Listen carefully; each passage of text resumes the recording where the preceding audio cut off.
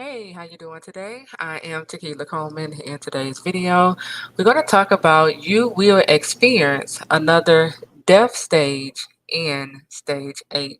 So we already know in the 9 stages God ordained believing spouses go through before you see this promise manifest, we already know stage 5 is the death stage, right? And so understand when you reach stage 8, and if you are obedient to the Lord's instruction, you will experience another death stage in stage 8. Let me break this down for you. So here's again, I'm putting emphasis on you will only experience this if you are obedient to what God is telling you when you reach stage 8. So we already know when you get to stage 8, that's the resurrection stage, right? That's probably that's the stage when God will begin to move you, right? You might begin to move out of your current city or state, okay? In stage 8, you already in your purpose. You already doing your God ordained assignment, right? This is when God is about to raise you up, right? And so when you step into stage 8, God is going to tell you, let go of your prodigal. However way he communicated to you, he's going to get the message across to you in letting your prodigal spouse go. And you want to know why he's telling you to let them go? Because God didn't choose this version of your spouse. This not your spouse. God doesn't choose the prodigal. He sent you in. He revealed to you that this is your spouse so that you can begin to stand in the gap to take down the enemy. Mhm. Understand this process. God revealed to you that this person is your prodigal, or your, not prodigal. He reveals to you that this person is your God ordained husband or wife, right? And he said, pray. He said, stand in the gap and pray for them. And you've been praying. He got you on your prayer post to take down the kingdom of darkness that is operating through this person. But that's not the version of your spouse who God has chosen for you to do life with. No. And this is why when you get to stage 8, God is going to tell you, let him or her go. And it's going to be in that stage because it may confuse you. You may be like, wait a minute, you had me praying for this person. You keep telling me to forgive this individual. Now you're telling me to let them go. You are going to have to help yourself to get understanding around why is God telling me to let go of this individual. You're going to have to help yourself get that understanding, okay? God is going to speak a word to you. He's going to tell you, let him or her go. And however way God communicate this to you, he might show you, letting them go in a dream. He might give you a vision, or you might hear the audible voice, right? But when you get to stage 8, God is going to tell you to let this person go because he never chose the prodigal.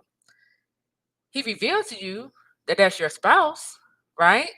This is the person, that he has chosen, for you to do life with, but not the condition this prodigal is in.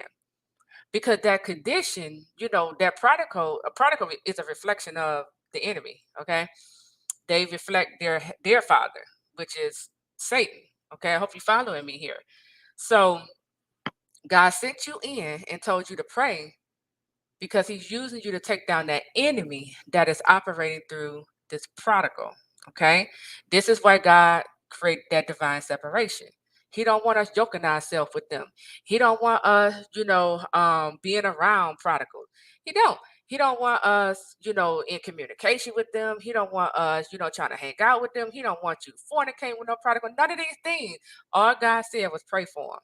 And then there will also be times when God will tell you to go ahead and forgive that person, right? Because he's trying to help keep your heart clean. But when you reach stage 8, God is going to tell you to let this individual go because he doesn't want you forming unhealthy soul ties with a prodigal. That's the enemy. You forming unhealthy soul ties with the enemy. He don't want that. He's going to tell you let this individual go because their current condition that this individual is in is unhealthy for you. It's bad for you. It's bad for your health. It's not good for you. Don't yoke yourself with this person. Don't be hanging out with this individual because you're hanging out with the enemy, right? God don't even want you listening to what's coming out of your prodigal spouse's mind. And again, you're going to have to help give yourself understanding behind why is God telling me to let go of the prodigal spouse.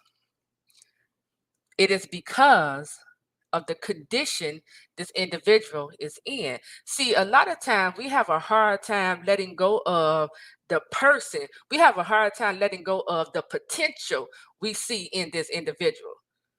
We can see it, right? God, he give us eyes to see where he's taking them. He give us eyes to see the greatness on the inside of them, right?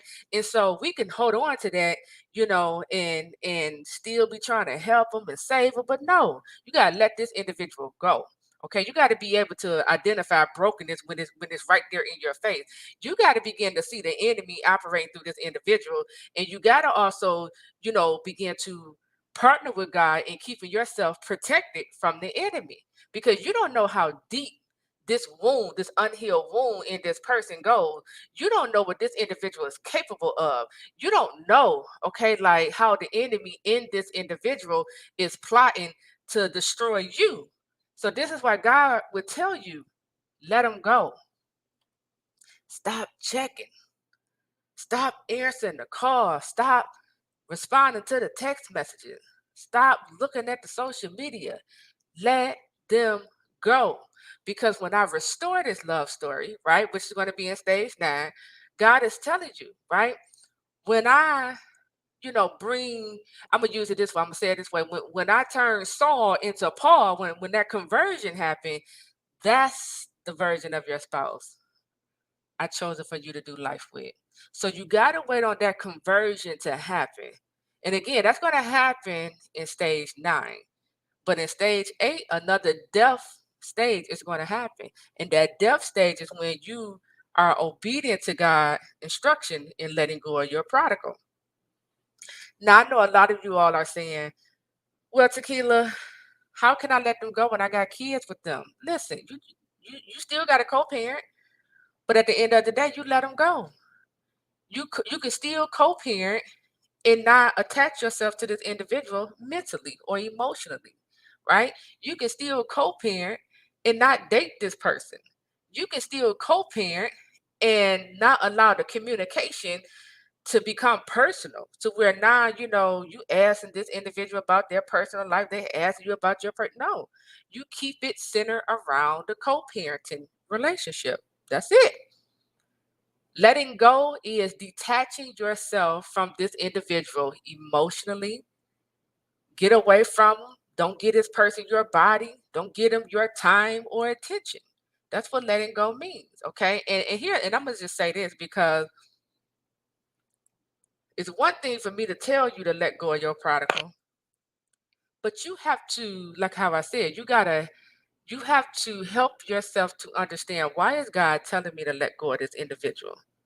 And then once you get that understanding, you have to now want to let go of this individual. Because if you don't really want to let go of this person, you're going to still hold on. You're going to still entertain them. And you're going to continue to get hurt in that process. So you have to want to let go of this person. You have to have that understanding and knowing, okay, I see why God is telling me to let go of this person.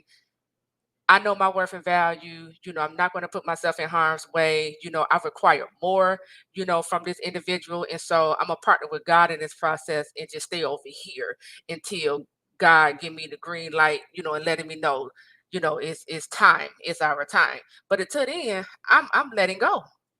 Right. So understand, when you get to stage 8, you will go through another death stage, but it don't have to hurt how it hurted the first time when you was at stage 5. Okay, this death stage, like how I said, is all about just letting go. It's all about letting go. You're gonna have some withdrawals where you're gonna think about them. You might want to reach out, but don't. That's where you have to continue to remind yourself why God is telling you to let go, why you have to let go. You got to remind yourself of your worth and value, okay? And don't come down off of it, because you know what you deserve. All right, so wait for what you deserve. So with that, I am Taquila Coleman. I'll talk to you real soon. Take care.